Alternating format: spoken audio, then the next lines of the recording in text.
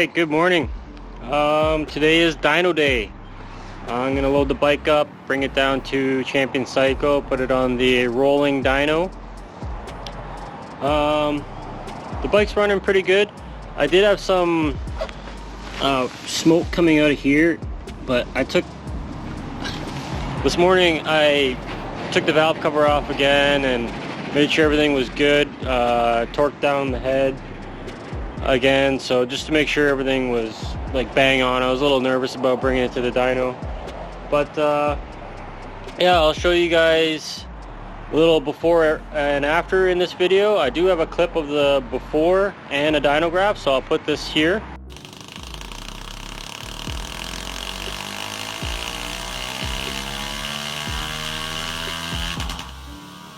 Yeah, I'm hoping to have some gains. I think it made, what was it, 43 horsepower or something in that graph. This is a dirt bike for me as well, so I don't want to ruin its off-road manners as well as street manners, so gonna probably tune it in a way of reliability rather than the highest number. But that being said, I should be around a 450R power range. I'm thinking around 55 wheel horsepower. So yeah, let's load up the bike and head down to Champion.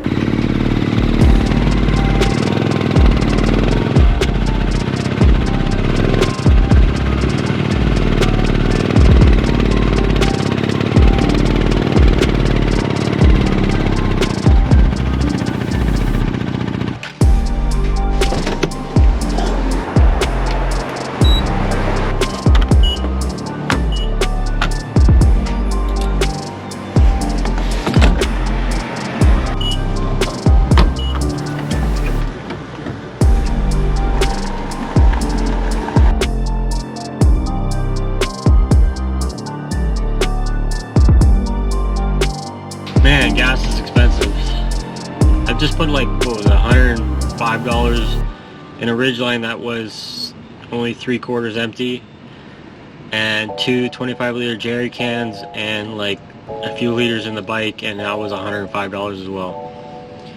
If you're planning on moving to Canada, don't. The cost of living here has got to be the highest in the world, man. I hate coming down to the city. Construction, accidents everywhere. Ridgeline's doing alright though. 9 liters per 100k. That's pretty good. Alright, we're here. Not too sure how much I'll be throwing the camera in his face, but I'll definitely get the dyno session in there. Parking is shit here.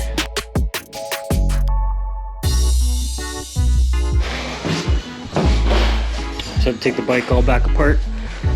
Forgot to plug the RPM in for the Bazzaz.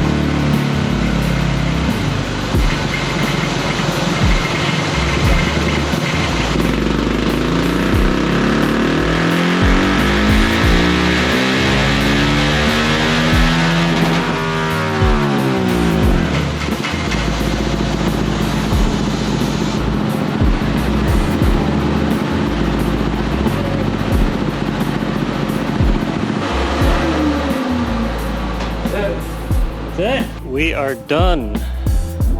When I get home, I'll share that dyno graph with you guys.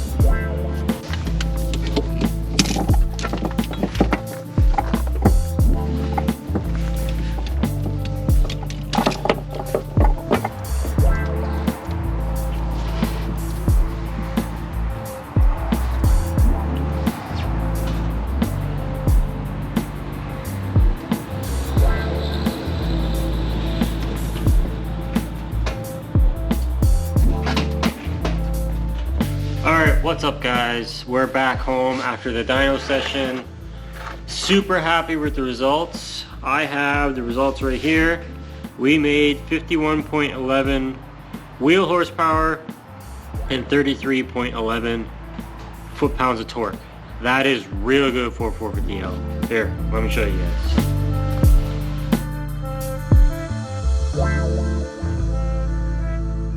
I'm not too sure how long of the video I'm going to share with the dyno session. Pretty much he had to go through every single gear RPM range and adjust. I think he said the mid RPM or something. I don't know. He said the mid range was real fat, like as if it was real rich. Because that's the nature of this camshaft compared to my last one.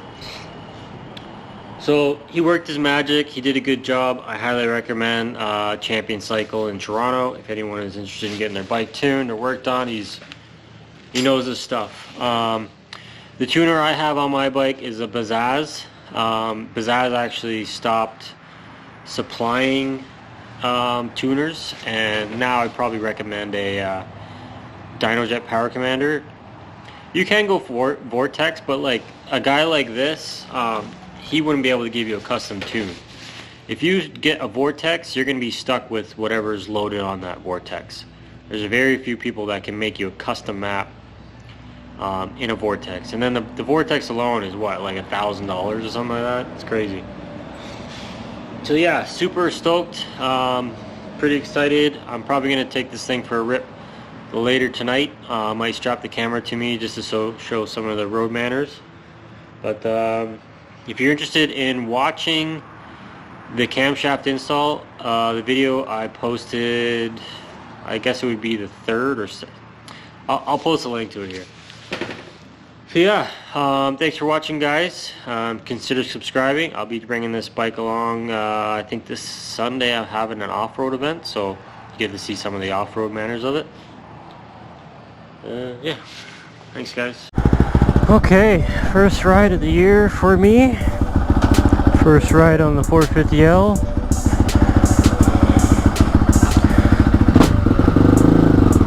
Let's hope everything's alright.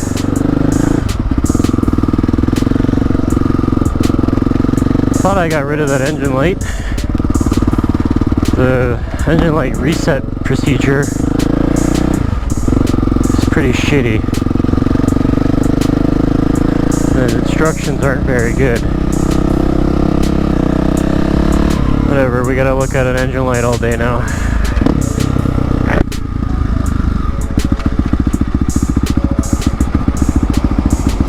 Shifting good, power feels a little sketch, bike's not fully warmed up yet. Just gotta get used to it. I'm not used to this fucking thing at all anymore. I hop on a sport bike and I'm like right at home. Every time I hop on this thing, I'm like confused. The seating position, the throttle.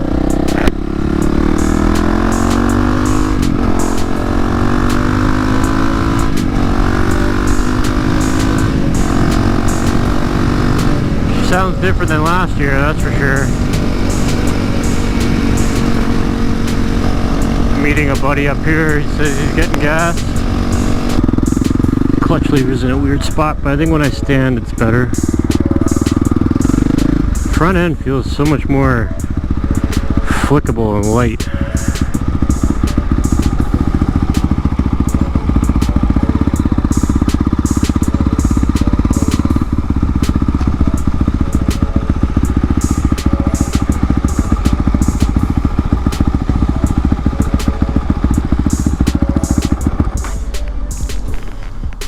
Alright, let's wait for my bud. Check where he's at.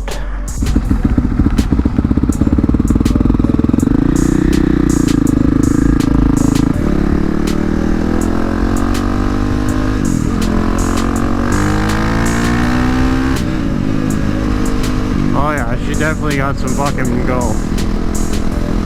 Pretty cool to be able to take everything right apart, like engine right apart, everything. Well, I didn't crack the cases or anything, but I have faith in myself in doing something like that one day. But being able to put it all back together, there was a moment there where everything was in pieces, and it's like, man, I don't even own a bike right now. I just own pieces of a bike, and who the heck is going to put it back together?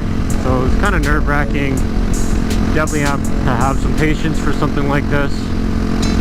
You don't want to cut any corners, do shit wrong. I built some shit in the past where you cut a corner and it haunts you for the rest of the time you have that vehicle, and you want to fix it and end up trying to fix it. I don't know, but this bike, I can't think of anything that didn't go right. Everything's dialed in the way I want it to be.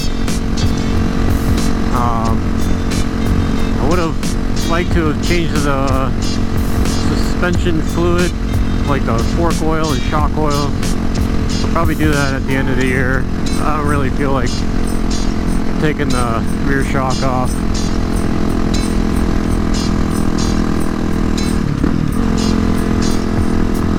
Get the rear shock off, it's a lot of work. It's not a normal dirt bike, right? You got all the electrical shit in the way. Pull the airbox, you gotta remove half the fucking wiring harness. It kinda sucks, really. This guy.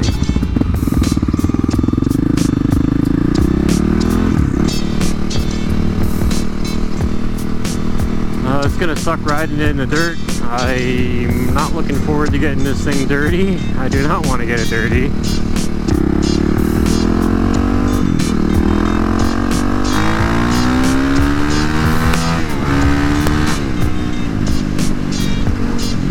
Woo! She definitely has more power than before.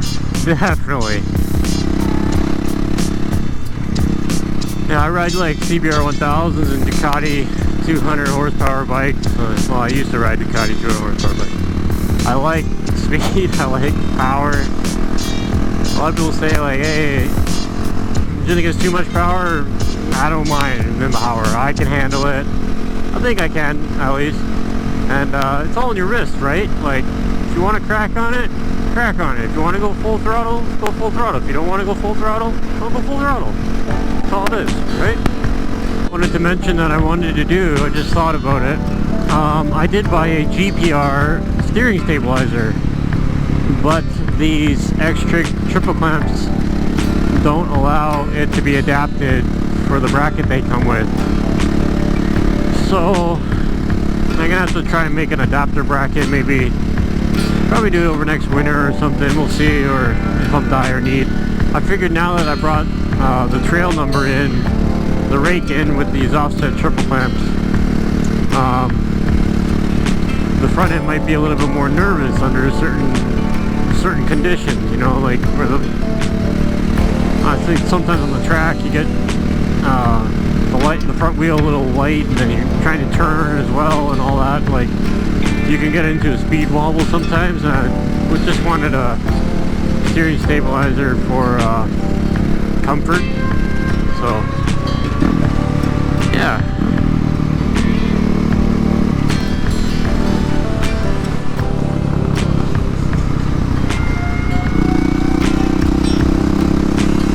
I almost killed the squirrel.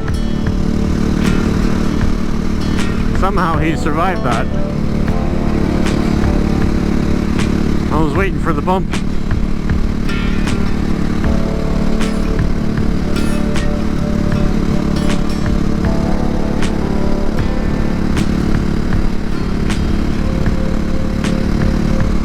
Nice house, nice truck. That guy knows what's up. Nice location too. Fuck. I wouldn't mind that spot.